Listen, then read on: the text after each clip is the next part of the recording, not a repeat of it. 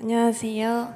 아마 이 자리에 계신 이 자리에 계신 분들 가운데 저를 아시는 분도 계시겠지만 저는 원로 목사님의 손녀딸로 어릴 때부터 대대로 이어진 모태 신앙인으로 자연스럽게 이 교회 안에서 살아왔습니다. 하지만 시간이 흐르고 제 생각과 가치관이 자리 잡으면서 단순히 부모님이나 교회가 알려주는 신앙이 아니라 제가 스스로 믿는 것이 무엇인지 고민하기 시작했습니다. 그 과정에서 말씀과 행동이 다른 위선적인 모습들을 여러 보게 되었고 어린 마음에 상처 또한 받았습니다. 그리고 교회보다 삶에 집중하다 보니 자연스럽게 하나님으로부터도 멀어지게 되었습니다.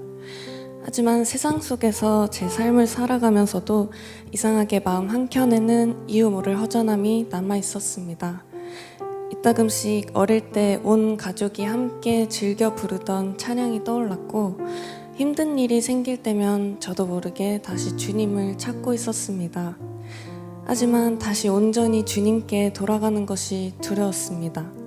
방황하는 동안에도 변함없이 저를 반갑게 맞아주시는 분들에게 고마우면서도 한편으론 죄송했습니다. 또 가다가 바빠져서 못 나가면 어떡하지? 괜히 나가서 기대하게 만들면 어떡하지? 그런 생각이 들어서 오히려 아예 얼굴을 비추지 않고 싶었던 마음도 있었습니다.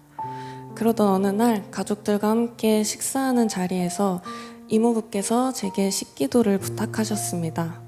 소리내어 기도해본 게 너무 오랜만이라 선뜻 말이 잘 나오지 않았습니다.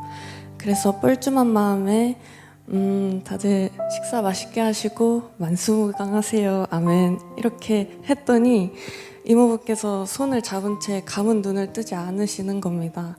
그래서 옆에서 아빠가 예수님의 이름으로 기도합니다 빼먹었잖아 나 라고 알려주셔서 그제야 다시 기도를 무사히 마칠 수 있었습니다. 당시에는 웃긴 에피소드로 웃고 넘겼지만 집에 돌아와서는 제가 기도하는 법조차 잊어버렸다는 사실이 너무나 충격적이었습니다. 나는 모태신앙이라는 타이틀만 가지고 있었을 뿐 어느새 비기독교인과 다를 것 없이 살아가고 있구나. 그 사실이 한없이 부끄러웠습니다. 그래서 그 후로 주일마다 저를 찾으시는 부모님을 따라 조금씩 주일 예배에 참석하게 되었습니다. 한 번은 오랜만에 엄마와 함께 예배를 드리다가 윤 목사님께서 설교하신 학개서 말씀이 깊이 마음에 와닿았습니다. 그날 저녁 엄마와 함께 산책을 하면서 그 말씀을 통해 느꼈던 제 생각과 마음을 가족들과 나누었고 그 이야기가 사모님을 통해 목사님께까지 전해지게 되었습니다. 어쩌면 그때부터 하나님께서는 이미 저에게 다시 돌아오라고 부르고 계셨던 것 같습니다. 마침 청년 수련회를 앞두고 있다는 소식을 들었고 이번 기회에 정말 위로받고 회복해서 다시 이제 주님 곁으로 돌아가 보자는 마음으로 수련회를 참여하게 되었습니다. 수련회 날이 가까워지고 매일 아침 전해주시는 말씀들로 하루하루 마음을 준비하고 있던 중에 갑자기 동생도 함께 가고 싶다고 했습니다. 그래서 동생은 저보다도 신앙에서 더 멀어져 있었기에 기쁜 반 걱정 반 설레는 마음으로 온 가족이 급하게 비행기표를 알아봤습니다. 그런데 돌아오는 표가 없어서 포기하려는 순간 남 목사님께서 기적처럼 티켓팅에 성공하셨다며 들뜬 목소리로 소식을 전해주셨습니다. 아직 제주도에 출발하기도 전이었지만 그 순간 왠지 주님께서 저희 자매를 이번 수련회에 간절히 부르고 계신 것만 같았습니다.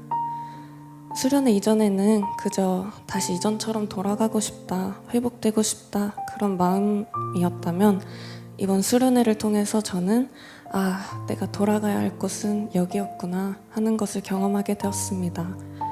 저녁 집회 때 목사님께서 상처를 낫게 하기 위해서는 때로 그 상처를 다시 열고 소독해야 한다는 말씀을 해주셨습니다. 그 말씀을 들으며 살아가면서 상처받지 않는 사람이 또 어디 있을까 하는 생각이 들었습니다.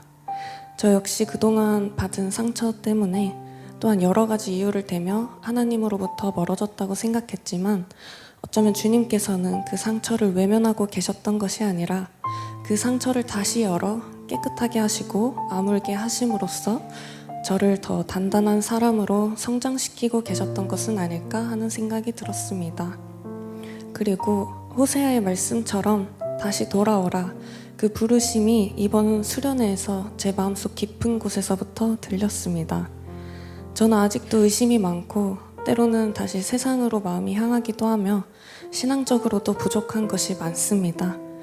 그래서 사실 이 자리에 서는 것조차 많이 망설였습니다. 그런데 이번 수련회를 통해 한 가지 분명히 깨달은 것이 있습니다. 하나님께서는 제가 완벽해진 다음 돌아오기를 기다리고 계신 것이 아니라는 것입니다.